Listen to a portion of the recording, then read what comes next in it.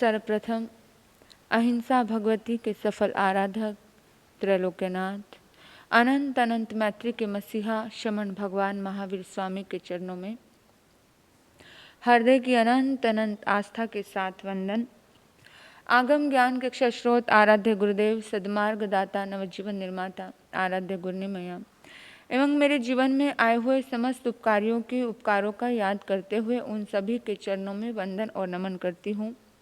धर्मानुरागी धर्म बंधुओं एवं बहनों, आपके अंतर में विराजमान आपकी पवित्र आत्मा को मैं नमन करती हूँ। जन्म जन्म के दुखों का नाश करने वाली, कल्याण व मंगल का दर्शन कराने वाली प्रभु महावीर की वितरागवाणी आप सभी श्रवण कर रहे हैं। परमात्मा ने अपनी वाणी का दिव्य दान देते हुए कहा, अप्पा कत्ताय विकत्ताय सुहानिये दुहानिये। आत्मा ही अपने सुख दुख का करता है।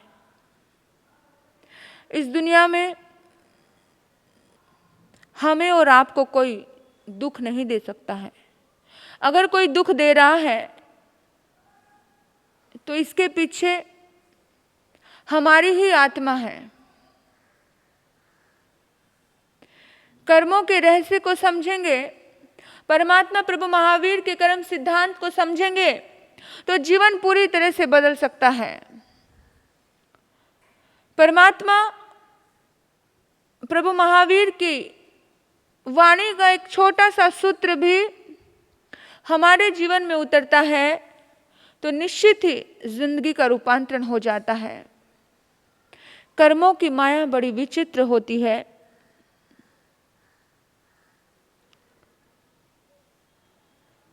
कर्मों को लेकर के बहुत सारे प्रश्न इंसान को अपनी जिंदगी में आते हैं। इंसान कहता है कि प्रभु, मैंने तो अपने जीवन में कोई पाप नहीं किया, हे भगवान, मैंने तो कभी एक चींटी को भी नहीं मारा है, फिर मेरी जिंदगी में ये दर्द क्यों आया, फिर मेरे अपने क्यों मर गए, फिर मुझे इतना बड़ा झटका क्यों लगा, आखिर मेरे साथ ही ऐसा क्यों हुआ। ऐसे ही प्रश्न इंसान के जीवन में आते हैं। मैं ही क्यों सहन करूं, मैं ही क्यों दुखी रहूं। जिसके जीवन में दुख आता है उसके जीवन में प्रश्न आता है। महाभारत में धृतराष्ट्र के मन में भी यही प्रश्न आया था। धृतराष्ट्र के जैसा बदनसीब महाभारत में कोई ना हुआ। राजा होकर भी वो इतना गुलाम था कि उसे राज्य का सुख कभी ना मिला। बुराइयों का गुलाम, बेटे का गुलाम, बच्चों का गुलाम। प्रतिपल दर्द था, प्रतिपल हर क्षण पीड़ाओं से जूझ रहा था। कहने को कोई पीड़ा नहीं, लेकिन कहने को सारी पीड़ाएं उसी के सिर पे थी। धृतराष्ट्र के मन में आता है और धृतराष्ट्र अंधी आंखों से रोते हैं। नारायण श्री कृष्ण के सामने श्री कृष्ण को कहते हैं, धृतराष्ट्र कि आप तो जानी जान हो, आपको तो मालूम होगा कि मैंने अपने जीवन में कोई ऐसा पाप नहीं किया जिसकी वजह से मेरे 100 के 100 पुत्र खत्म हो गए।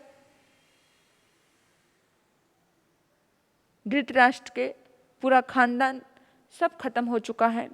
महाभारत का युद्ध समाप्त हो चुका है। धृतराष्ट्र हाथ पे हाथ धर के आंखों से, अंधी आंखों से रो रहा है। गांधारी रो रही है, दुखी हो रहे हैं कि प्रभु, मेरे 100 पुत्रों को मुझे कंधा देना पड़ा। एक पिता जब पुत्र को कंधा देता है तो कैसा लगता होगा, कैसा दर्दनाक वो सीन होगा। मेरे पुत्र मुझे कंधा ना दे पाए, मुझे उनको कंधा देना पड़ा। मेरे बंधुओं, जीवन में बहुत बार ऐसे ही प्रश्न इंसान के जीवन में आ जाते हैं ऐसी परिस्थितियां, ऐसी पेचीदा घड़ियां इंसान के जीवन में आ जाती हैं कि ये कर्म मैंने नहीं किया, मैंने कोई पाप नहीं किया, फिर इतना बड़ा झटका मेरे जीवन में क्यों लगा। तो नारायण श्री कृष्ण बोलते हैं, कहा राजन, आपके पास तो महर्षि वेदव्यास ने एक दिव्य दृष्टि दी है, आप उस दृष्टि से देख लीजिए। आप एक बार संजय से दृष्टि ले लीजिए और देख लीजिए अपने जन्मों को।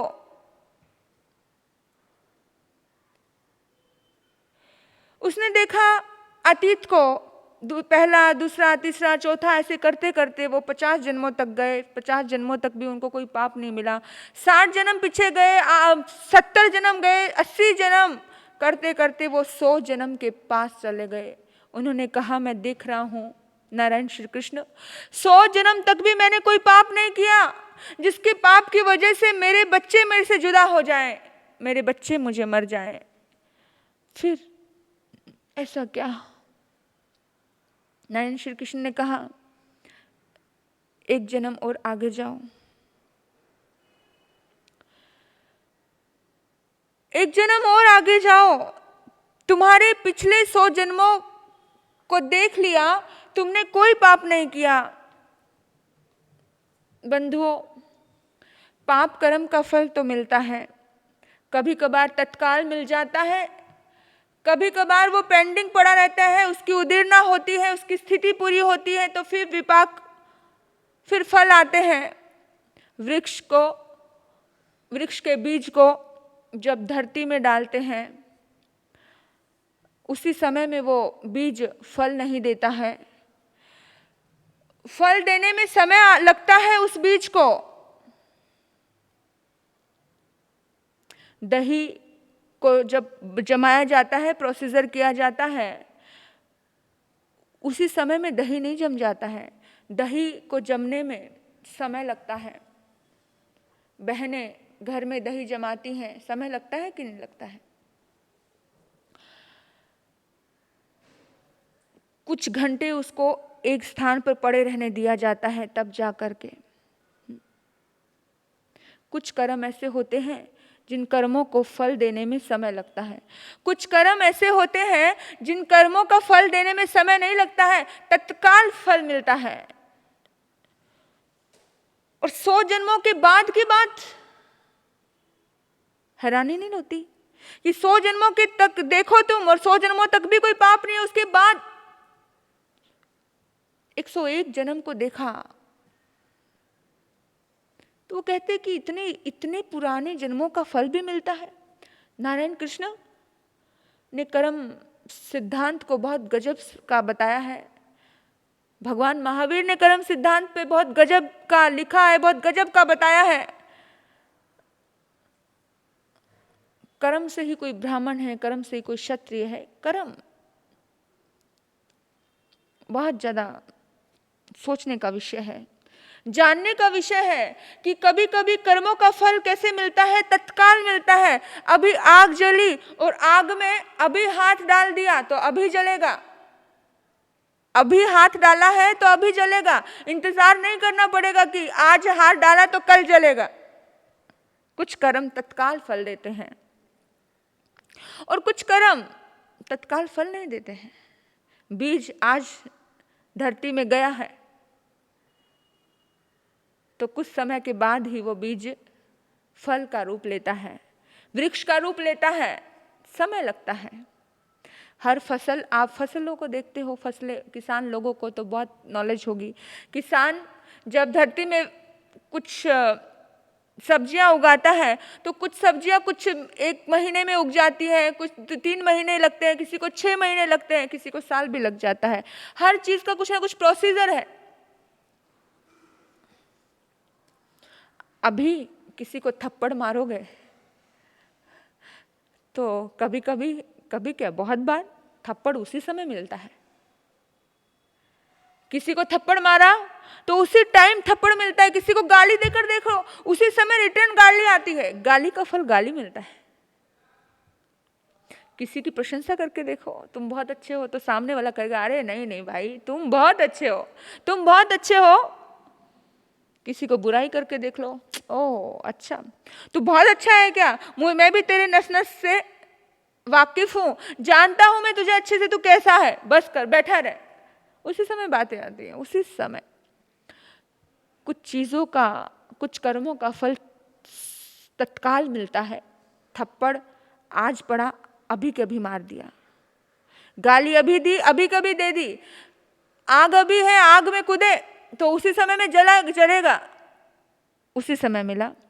कुछ कर्म ऐसे होते हैं, जैसे मैं संसार की चीज़ों से आपको बता रही हूँ, संसार की बातें आपको जल्दी समझ आती हैं, अध्यात्म लेवल में आपको डुबाती हूँ तो इतना ज़्यादा आपको नहीं समझेगा, इसलिए मैं बहुत हल्की फुल्की बातें आपको बताती हूँ कि सीधे और साधारण रूप से आप चाहो तो मैं गुड रहस्य के गुड गहरे प्रवचन पूरे कर सकती हूँ, लेकिन नहीं करना चाहती हूँ क्योंकि वो लेवल ही नहीं है। सुनने वाले, समझने वाले जो साधारण रूप से समझ सकते हैं, वो मैं पूरे गुड रहस्य गुड बातें, यानी कि पूरा मैं आपको वो अप्पा कत्ता है विकत्ता है सुहानी है दुहानी यही शब्द बोलती रहूं और पूरा वही वर्ड बोलती रहूं, पूरे शास्त्र के पूरे मूल पाठ मूल गाथा बोलती रहूं, तो शायद आपको नहीं समझेगा। आप कहोगे क्या दे रहे हैं, दो बंदे भी नहीं सुनेंगे, खाली सब खाली नजर आएगा। तो आपको मैं एक साधारण लेवल से समझा रही हूं जो दिल में जाएगा, उस कदर उस हिसाब से समझा रही हूं कि भीतर से सीधा भीतर में जाएगा, सीधा दिल में जाएगा, सीधा अंतर में उतरेगा, उस हिसाब से समझा रही हूं। आप देखिए, एक बच्चा स्कूल पढ़ने के लिए जाता है, साल भर मेहनत करता है, कितनी साल भर मेहनत करता है, साल भर मेहनत करने के बाद उसको रिजल्ट, उसको परिणाम, उसका फल एक दिन आता है, साल भर के बाद फल मिलता है? जवानी किस तरह से जी रहे हो, जवानी का फल बुढ़ापे में मिलता है। जैसी जवानी होगी वैसा बुढ़ापा होगा। कुछ कर्मों का फल अगले जन्म में भी मिलता है। इस जन्म में किया गया दान पुण्य परोपकार अगले जन्म में मिलता है। आज अगर आपके पास अच्छा मकान है तो कहीं किसी तीर्थ स्थान पर, कहीं किसी धर्म के स्थान पर कोई कमरा बनाया होगा तो उस कमरे का प्रतिफल है कि इतना बड़ा मकान है आज। किसी जन्म में तो किसी को रहने की जगह दी होगी, किसी संत महापुरुष के लिए कुछ काम किए होंगे, तो इसलिए आज प्रॉपर्टी की कमी नहीं है। बहुत इतने बड़े बिल्डर बनकर के बैठे हुए हैं। दिया है, कहीं मंदिर बनाया, कहीं तीर्थ बनाया, कहीं धर्म स्थान बनाए, कहीं साधु संतों के रहने के लिए जगहें बनाई, यानी किए हैं लोगों ने, तभी जाकर के वो चीजें मिल रही है। टिट फॉर टैट, प्रकृति बिल्कुल जैसे को तैसा ही करती है। जैसा तुमने किया वैसा तुम्हें मिल रहा है। कुछ कर्म ऐसे होते हैं कि मैं तो कहती हूँ 100 जन्म 101 जन्म तो बहुत कम है। हमारा इतिहास, हमारा जैन धर्म तो कहता है 99,909 भवों के बाद गस्सुक मुनि का कर्म उदय आता है। कितने पुरानी, कितना लाखों, इस 99 लाख में तो कितने जन्म गए होंगे, सोचने की बात है। लेकिन कर्म की उदीरना कब आएगी ये तो प्रकृति जानती है।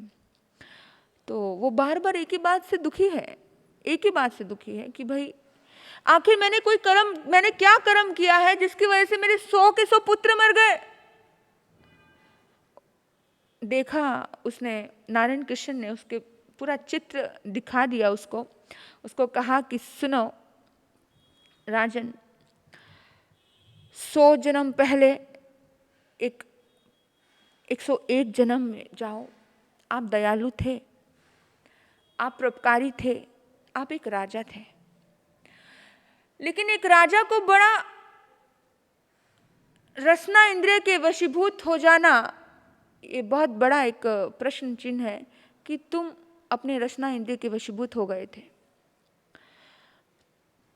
तुम्हें कुछ नहीं सोचता था, तुम्हें सिर्फ अच्छे से अच्छा भोजन चाहिए था, और भोजन में थोड़ी भी कमी आए तो तुमने रसोइयों को मारना शुरू कर देना था। भोजन के समय में कहीं भी कमी आए, अब तुम्हारा रसोइये के ऊपर ऐसा कहर बरसता था, ऐसा कहर टूटता था कि रसोइया इतनी बुरी तरह तुमसे डरता था। अब इतने स्वादु हो गए थे, ना जाने क्या हो गया था।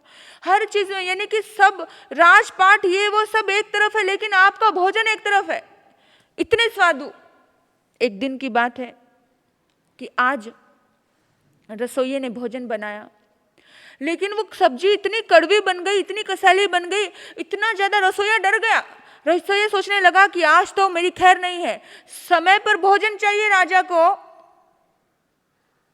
समय पे भोजन चाहिए, और अगर समय पे भोजन नहीं मिले तो क्या होगा?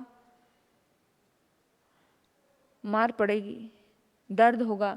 अपने दर्द से बचने के लिए उसने सोचा कि ये सब्जी तो एक साइड कर देता हूं, लेकिन क्या करूं क्या करूं क्या करूं। उसने देखा आंगन से, ऊपर से, कि आंगन में एक हंस के बच्चे हैं। उसने कुछ नहीं सोचा, रसोई ने फटाफट उस हंस के बच्चों को लिया और उसकी गर्दन मरोड़ी और उसको उसी को बना दिया सब्जी के रूप में। मसाला वगैरह नमक मिर्च डाला और तैयार होकर के आ गया।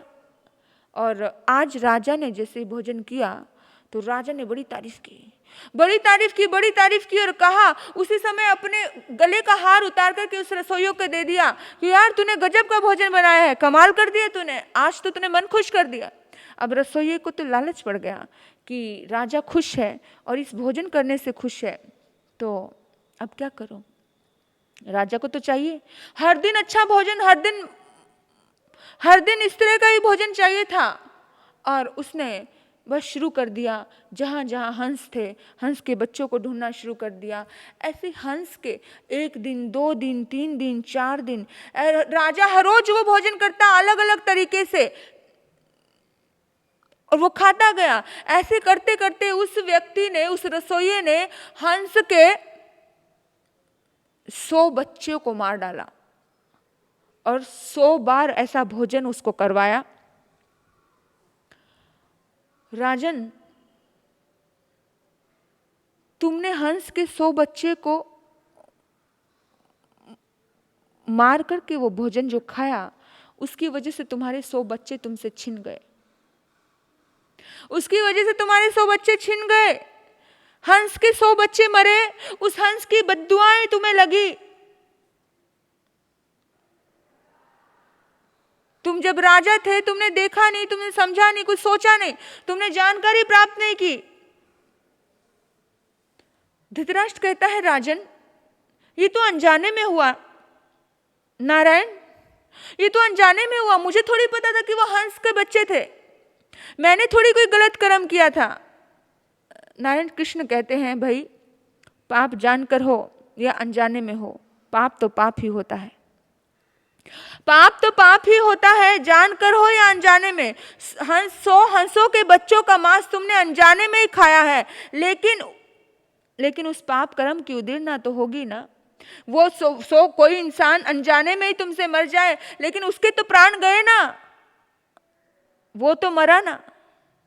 रसोइयों को रोकना तुम्हारा फर्ज था, रसोइयों को पूछना तुम्हारा फर्ज था, तुमने नहीं पूछा। देखिए, कुछ लोग बोलते हैं अनजाने में गलती हुई है। अब देखो, एक बाउल में दूध है, एक बाउल में जहर है। कोई व्यक्ति जहर पी गया, जहर हमेशा अनजाने में ही पिया जाता है, कोई जानबूझकर नहीं पिया जाता। अनजाने में पिया हुआ जहर ही नुकसान देता है कि नहीं देता है? अनजाने में पिया हुआ जहर भी नुकसान देता है। हम सोचे कि हमने तो अनजाने में पिया है, भाई अनजाने में पियोगे तो जहर, मरेगा नहीं।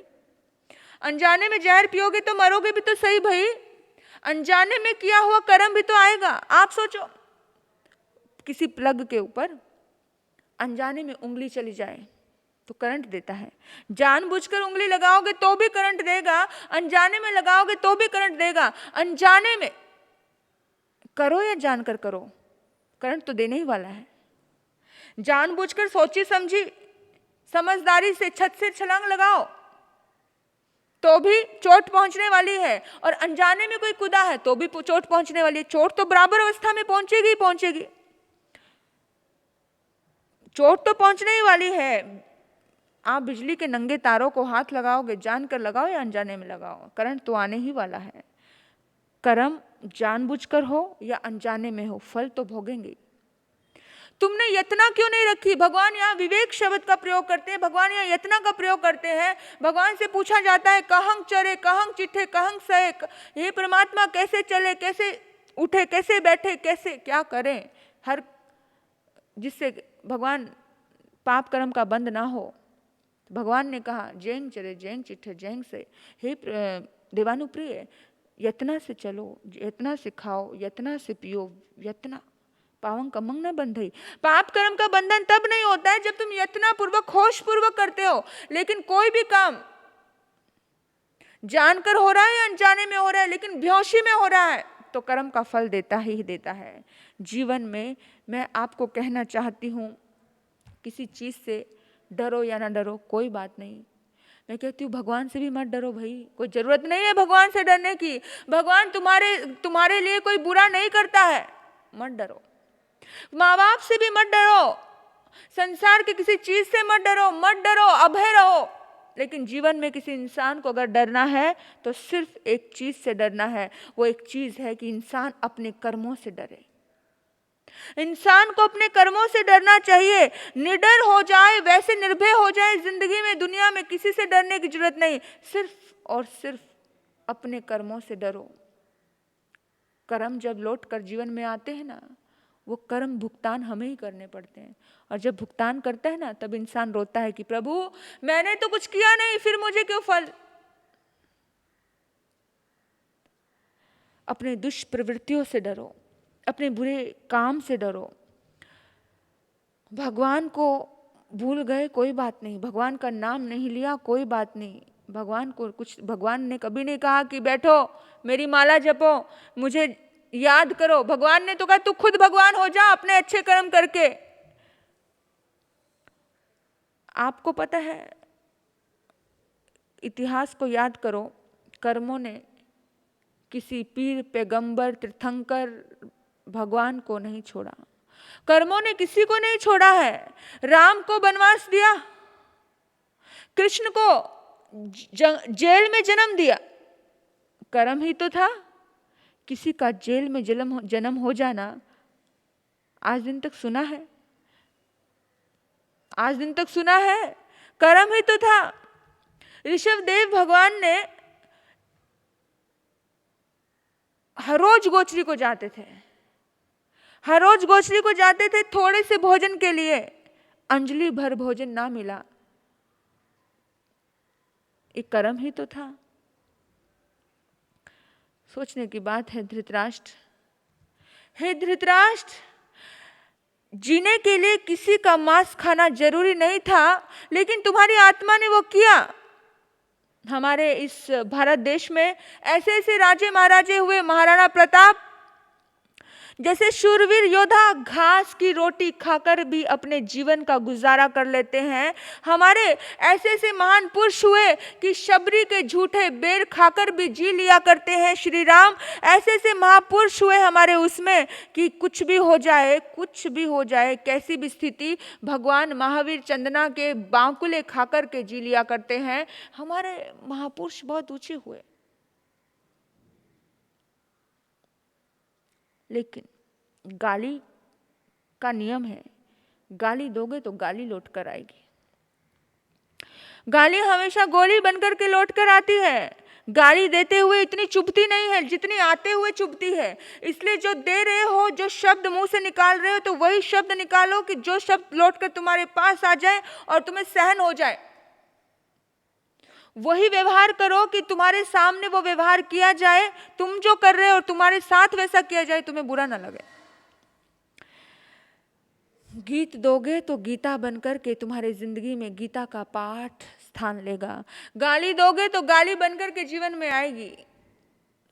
सब चीजें आने वाली है लौट करके। जवानी को गलत तरीके से जियोगे तो बुढ़ापा बिगड़ जाएगा। जिसकी जवानी सुधर जाती है उसका बुढ़ापा सुधर जाता है। आपको फल मिलते हैं जीवन में, जिंदगी में फल मिलते हैं, तो जो भी कुछ है जीवन में, जन्मों जन्मों में कोई कर्म हुए हैं, कोई भी कर्म इतना सजगता से, इतनी सजगता से करो, इतनी सजगता से करो कि पिछले जो भी कुछ हमारे पास है वो सब पिछले जन्म की देन है। आज सब कुछ अच्छा है, गाड़ी है, बंगला है, कोठी है, धर्म है, संत हैं हमारी जिंदगी में, सही डायरेक्शन देने वाले हैं, सब हैं, तो सिर्फ पिछले जन्मों की देन है, इसलिए है। पिछले जन्म में कहीं किसी तीर्थ में जाकर के साधनाएं की हैं, तब जाकर के आज सब कुछ है। धृतराष्ट्र ने नारायण श्री कृष्ण से कहा कि भगवान ठीक है, मैंने हंस के 100 बच्चों को मेरी वजह से मारा गया और मैंने वो खाए और रस लेके खाए, इसकी वजह से मेरे पुत्र इस दुनिया में नहीं हैं। लेकिन परमात्मन, मैं अंधा क्यों हुआ? नारायण, मेरी इन आंखों ने तो कभी बुरा नहीं किया किसी का, जन्म से ही मैं अंधा था। सही बात है, एक बच्चा जन्म लेते ही अमिताभ बच्चन के घर में जन्म लेता है, बैठे बैठाए उसको अमिताभ का नाम मिल जाता है जन्म लेते ही। एक बच्चा जन्म लेते ही झोपड़ी में जन्म लेता है, बैठे बैठाए उसको दरिद्रता मिल जाती है, कुछ करना नहीं पड़ा। क्यों? एक बच्चा किसी कसाई के घर जन्म ले रहा है, एक बच्चा किसी धर्मात्मा के घर जन्म ले रहा है, क्यों? उसने उतना पुण्य किया था। मैं आपको बोल रही थी कि परोपकार किए हुए कर्म इंसान के पुण्य के अकाउंट में जाते हैं और एक साथ इतना सारा पुण्य इकट्ठा होता है, इतना सारा पुण्य इकट्ठा होता है कि किसी ऐसे व्यक्ति के घर में जन्म लेता है कि उसका नाम से ही दुनिया उसको जानती है। अरे ऐश्वर्या राय की बेटी। अब ऐश्वर्या राय की बेटी ने तो अभी कोई नृत्य दिखाया नहीं है, ऐश्वर्या राय की बेटी ने तो अपनी एक्टिंग कुछ दुनिया को दिखाई नहीं है, फिर भी दुनिया उसके पीछे मर रही है। एग्जाम्पल दे रही हूं कि कोई धनवान का बेटा, कोई राजा का बेटा अगर बनकर के जन्म ले रहा है तो उसका पुण्य है, उसने बड़े पुण्य इकट्ठे किए और एक साथ उसको वो मिल गया। जैसे आप लोग अपने अकाउंट में अपना पैसा जमा करते हो ना, मतलब धीरे धीरे 50 लाख हो गए, 60 लाख हो गए, 1 करोड़ हो गया, फिर आपने एक साथ में उन पैसों को इकट्ठा करके एक सुंदर सा फ्लैट ले लिया, है ना। वो पैसा इकट्ठा किया और फ्लैट मिल गया। इसी तरह से आपने धीरे धीरे कुछ अच्छे परोपकार किए तो आपको कुछ अच्छे घर में जन्म मिल गया। यही तो सब है। अध्यात्म स्तर में यही है, जो दान दे दिया जाता है वो आपका ही हो जाता है। हमें लगता है हम किसी दूसरे को दे रहे हैं। जो कर्म आप किसी को आंसू पोंछने में किए जाते हैं ना, जो हाथ आपके किसी के आंसू पोंछने में उठे हैं, तो इसका मतलब तो कहीं पुण्य कमा रहे हो। किसी का तन ढक रहे हो, किसी को भोजन दे रहे हो, किसी को शैया दे रहे हो, ये सब आप अपने लिए कर रहे हो। ये मत सोचना किसी को दे रहे हो, अपने लिए कर रहे हो। पुण्य का बैंक बैलेंस आपका भर रहा है, उसका नहीं भर रहा है, आपका भर रहा है। तो आपको मैं ये कहना चाह रही थी कि जब नारायण श्री कृष्ण उसको कहते हैं कि भाई तूने 100 हंसों को बच्चों का मांस खाया, इसलिए तेरे 100 हंस गए दुनिया से, तेरे 100 बच्चे गए। तेरे लिए भी तो वो हंस के समान थे तेरे बच्चे। जैसे उस हंस के बच्चों को वो बच्चे पसंद थे, ऐसे तुझे भी तेरे बच्चे पसंद थे। लेकिन तेरा प्रश्न है कि मेरी अंधी आंखों को 100 बार रोना पड़ा, मेरी आंखें अंधी क्यों हुई? काश मेरी आंखें अंधी नहीं होती तो मैं कुछ कर सकता था। इंसान हमेशा यही कहता है, काश ऐसा कर लेता तो ये नहीं होता, काश वैसा कर लेता तो ये नहीं होता। काश में रह जाती है जिंदगी। लेकिन कुछ लेख विधि के विधान, कुछ लेख लिखे होते हैं जिन्हें कर्मों को भोगना ही पड़ता है, जिसको बोलते हैं निकाचित कर्म, कि जो कर दिए हैं वो कर्मों को भोगना ही पड़ेगा, क्योंकि किए तुमने हैं। तो आंखों का क्या? तो भगवान नारायण कहते हैं कि आंखें, भाई तू जब आंख वाला था तब तूने नहीं देखा कि तू क्या खा रहा है।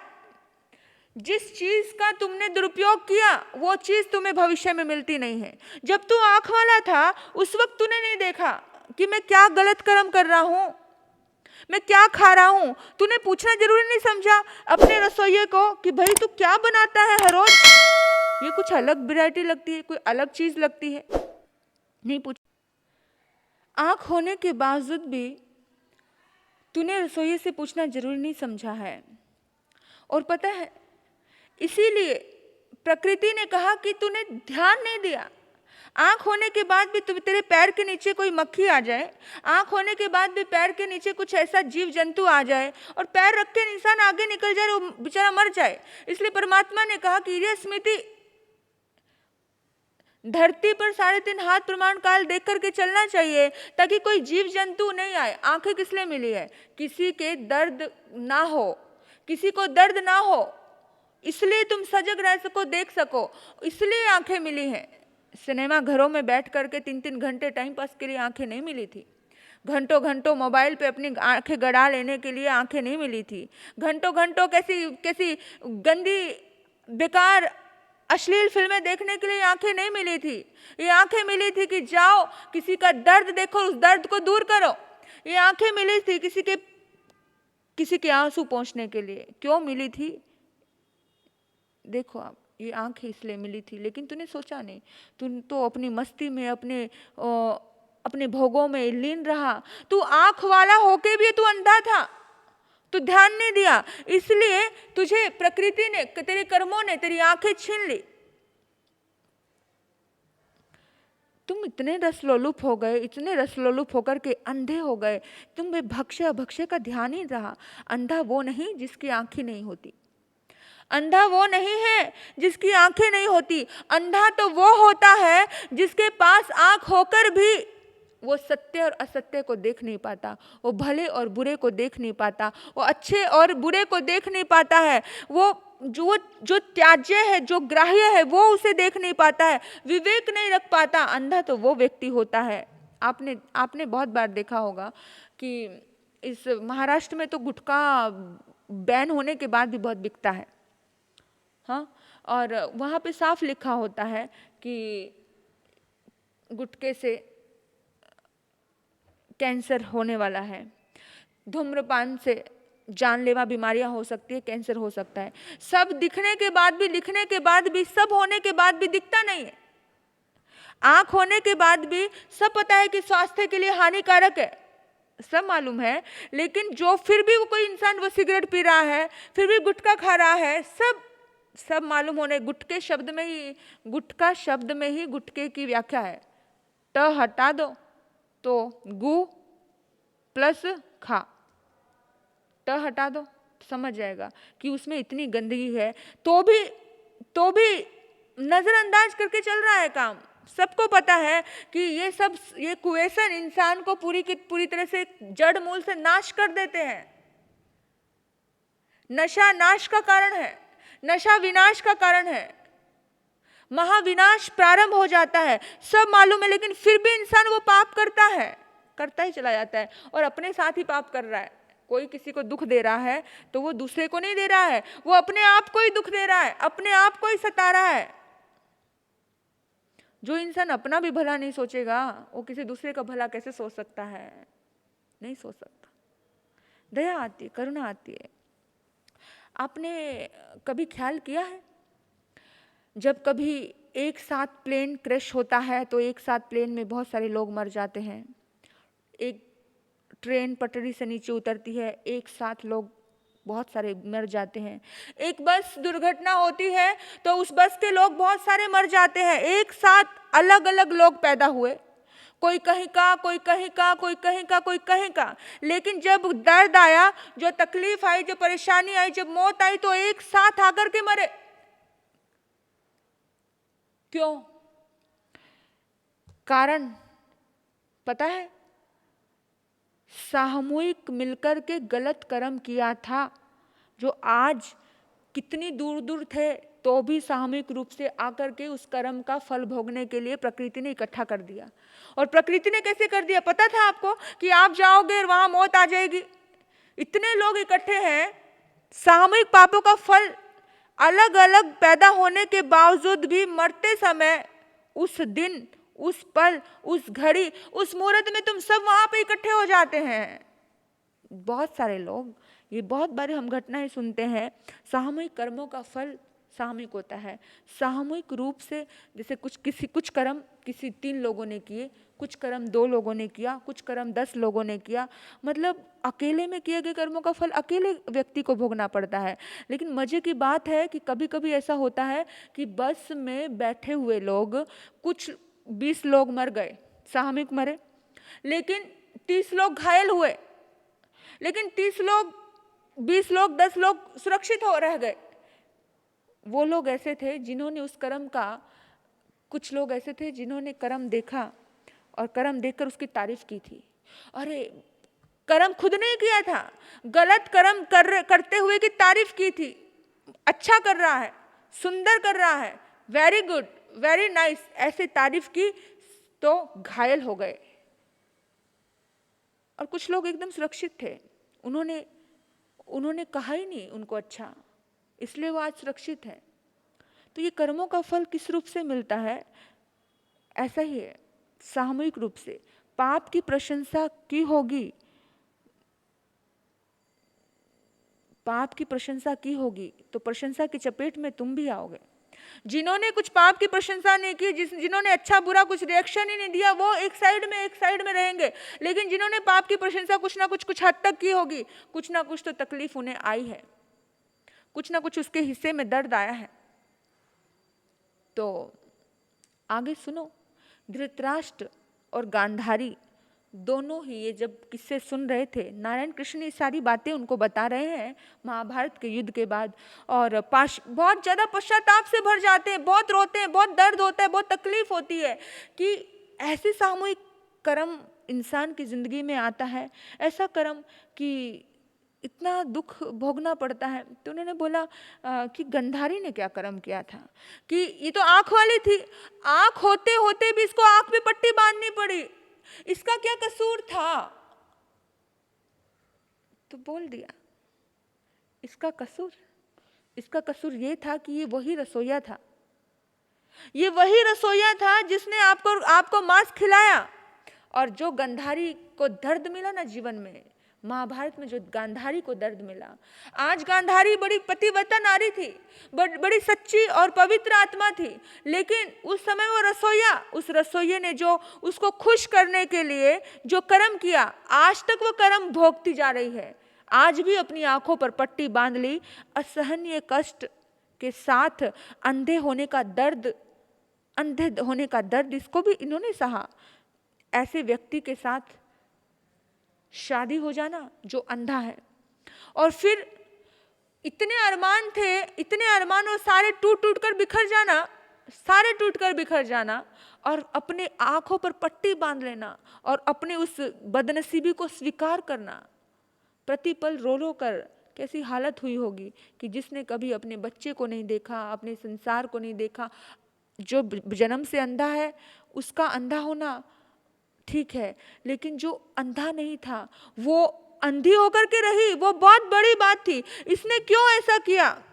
धृतराष्ट्र और गांधारी ने मिलकर के जो पाप किया था, गांधारी वह रसोइया थी जो राजा के साथ, धृतराष्ट्र को निरीह हंस जो शिष्यों को उसने खत्म किया, मांस पकाकर के खिलाया, उसकी इसीलिए उसकी आंख होते हुए भी उसको आंख से जुदा होना पड़ा, तो पट्टी बांध करके उसे रहना पड़ा। तो कैसा कर्म आता है इंसान की ज़िंदगी में, कैसे अलग अलग जगह के लोग कैसे फिर से एक परिवार बनकर के खड़े हो जाते हैं।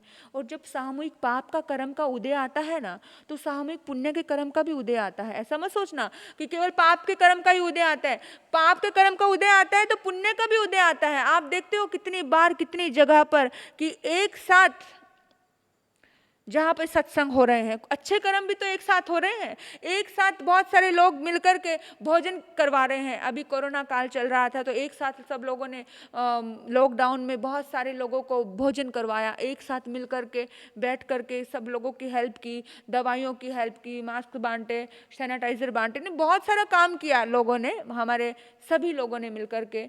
तो सामूहिक रूप से जब कर्म अच्छा किया जा रहा है तो सामूहिक रूप से फायदा भी अच्छा ही होता है। आप एक साथ हजारों लोग एक पंडाल में बैठ कर के सत्संग सुन रहे हैं तो वो सामूहिक कर्म अच्छा कर्म ही तो हो रहा है।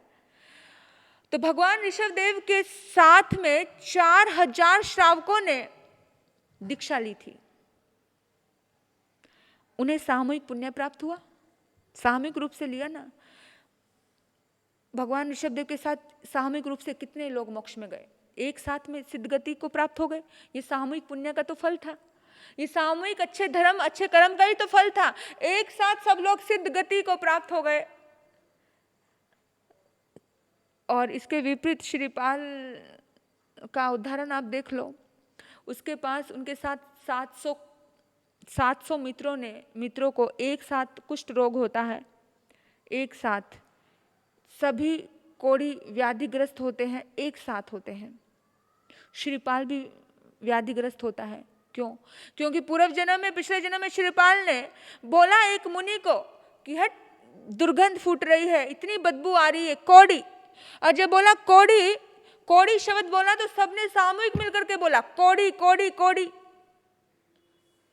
700 मुनियों को, 700 मित्रों को एक साथ कोढ़ का रोग हो जाना बड़ी बात होती है। क्यों हुआ? सामूहिक रूप। बहुत सारे लोग सामूहिक रूप से हम अनाथ आश्रम में जाते हैं या ब्लाइंड संस्था में जाते हैं या कहीं भी जाते हैं तो 200-200 बच्चे वहाँ मिलते हैं। काफ़ी बड़ी संस्थाएं मिलती है, बहुत तरह तरह के लोग हमें मिलते हैं जो एक साथ एक ही दर्द से ग्रस्त हैं, एक ही तकलीफ से जी रहे हैं। तो वो भी उसके पीछे। और जब एक साथ सब लोगों ने मिलकर के क्षमा याचना मांगी मुनि से, एक साथ मिलकर के सबने क्षमा याचना मांगी, तो जितने टाइम का दर्द था, कोढ़ का रोग उन्होंने सहा, लेकिन क्षमा याचना मांगी, मुनि ने माफी दी, एक साथ मिलकर सबका कुष्ठ रोग दूर हो गया नवकार महामंत्र के प्रभाव से। यानी कि एक साथ जो कर्म अच्छा किया जाता है उसका भी फल मिलता है।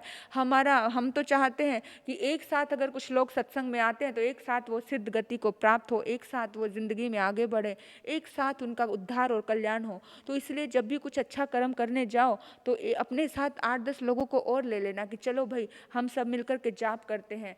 जब भी कुछ अच्छा कर्म करो तो अच्छे कर्म की प्रेरणा देना, तो पुण्य खिलता है। एक तीर्थंकर कितने लोगों का एक साथ उद्धार कर दिया करता है। एक बड़ी लहर कितनी छोटी छोटी लहरों को ऊपर उठा देती है। तो आप सब यही सोचें। परमात्मा ने कहा अप्पा कत्ता है विकत्ता है सुहानी दुहानी, आत्मा ही करता है, आत्मा ही भोगता है। धृतराष्ट्र की ये इस घटना को लेकर बहुत सारी तरह तरह की घटनाएं मैंने पढ़ी। किसी जन्म में वो ऐसा मैंने पढ़ा कि भी उसने नागिन को अंधा किया था, इसलिए उसको अंधा होना पड़ा, है ना। उसने नागिन के 100 बच्चों को मारा था, इसलिए उसको मरना पड़ा। यानी कि तरह तरह की बातें हैं। यानी कुछ तो था कर्म का उसका उदय कि किसी को तो उसने दर्द दिया था, जो दर्द उसके जीवन में आया। धृतराष्ट्र तो बहुत रोता है, बहुत तड़पता है, माफी मांगता है कि प्रभु मेरे से इतना अन्याय हो गया, मैंने नहीं देखा, मुझे माफ करना। लेकिन ये तो उदाहरण है आपको देने के लिए, जो भी हुआ उसकी जिंदगी में, घटना जो भी घटी हो, लेकिन हमें अपनी जिंदगी को कैसे अच्छा बनाना है। ये इतिहास तो इसलिए बताया जाता है कि इससे प्रेरणा लें हम और अपने जीवन के उत्थान और कल्याण की हम चिंता करें, हम अपने जीवन के उत्थान के लिए आगे बढ़े कि भाई वो बुरे थे या वो महान थे या वो ऐसे थे या वो ऐसे थे। केवल गीत गाने से, बातें करने से कुछ नहीं होता। इससे रेफरेंस लेना है हमको, इससे हमें शिक्षा लेनी है। शिक्षा लेकर के अपने जीवन का उद्धार और कल्याण हमको करना है। हमें कुछ ऐसा नए काम करने हैं, कुछ आगे बढ़ने वाले काम करने हैं, कुछ पुण्य कमाने वाले काम करने हैं। मेरे बंधुओं, पुण्य कमाना कभी मत छोड़ना। पुण्य ही कमाना, धर्म ही साथ जाता है, धर्म ही कल्याण करता है। इस दुनिया में कोई भी आपका साथी नहीं है। जब दर्द आता है तो दर्द खुद ही भोगना पड़ता है। अपने अपने हिस्से का दर्द हर किसी को मिलता है।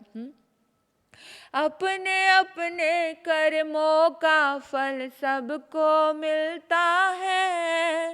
इस जन्म में ना सही पर भव में मिलता है। इस जन्म में ना सही पर भव में मिलता है। अपने अपने कर्मों का फल सबको मिलता है। अपने अपने कर्मों का फल सबको मिलता है। एक ही डाल पर 2 फूल खिलते हैं। एक अध कचरा खिलता है, एक पूरा खिलता है। एक ही माँ के गर्भ से 2 बच्चे जन्मते हैं, एक काला जन्मता है, एक गोरा जन्मता है। एक ही माँ के 2 बच्चे, एक अमीर होता है, एक गरीब होता है। एक ही बिल्डिंग में रहने वाले लोग, एक की आयुष कम होती है, एक की बड़ी होती है। मतलब ये सब कर्मों के अधीन है सब कुछ। कर्म ही है इसके पीछे मेन, कि कोई बहुत धन दौलत है, कोई बहुत गरीब है, कोई मेहनत करने के बाद भी इतना नहीं कमा पा रहा, और कोई मेहनत बिना किए ही बैठे एक साइन करते ही उसके ऑर्डर चलते हैं। तो सब कर्मों की खेल है। ऐसे ही नहीं, अपने जीवन में अपने कर्मों को अच्छा बनाइए। जितना हो सके दुआएं कमाने का काम करो। दुआएं कैसे कमाई जाती है सबको पता है, ये बताने की आवश्यकता नहीं है। तो बस अपने लिए स्वार्थी बन जाओ, स्व के अर्थ को जानो, खुद के लिए, क्योंकि खुद को दर्द से बचाइए। कोई दूसरा नहीं आएगा, आप ही अपने आप को बचा सकते हो। खुद को दर्द से बचाओ। जब दर्द से बचाओगे तो आप समझो अपनी आत्मा से प्यार करते हो, अपने आप से प्यार करते हो। नहीं तो मुझे लगेगा कि हम तो खुद से भी प्यार नहीं करते। जो खुद से भी प्यार नहीं करता वो दुनिया से क्या प्यार करेगा। भगवान ने कहा कि भाई तुम पूरी सृष्टि से प्यार करना जानो, सबसे पहले शुरुआत अपने आप से करो। तो बस यही कहती हूँ, शुभ कर्म होगा तो शुभ होगा। इन्हीं सद्भाव से आप सबका भी शुभ कर्म हो और आपका भी शुभ हो। वो महापुरुष महान थे, महान हो गए, हमें महान कैसे बनना है ये हमें चिंता करनी है, ये हमें सोचना है और हमें आगे बढ़ना है। तो हमें महान बनना है, शुभ कर्म करना है, आगे बढ़ना है। इन्हीं सद्भाव से आपने मुझे सुना, मैं आपके आभारी हूँ। आपके भीतर बैठे परमात्मा तत्व को नमन करते हुए ओम शांति, ओम शांति।